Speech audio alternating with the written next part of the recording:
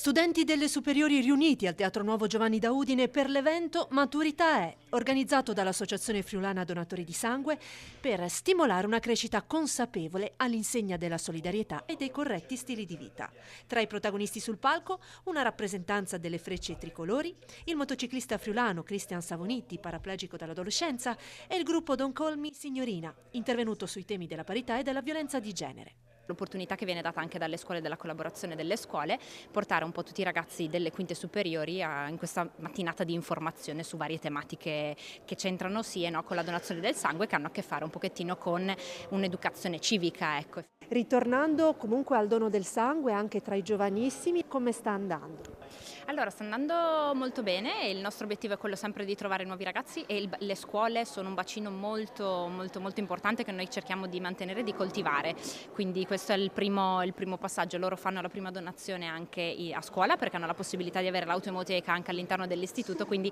riusciamo a coinvolgerli poi sin dal principio. Ecco. Per quanto riguarda la situazione donazioni di sangue nel territorio provinciale tra i giovani e gli adulti, siamo bene, perché è vero che c'è stato quest'anno un piccolo calo di donazioni, ma perché c'è l'età,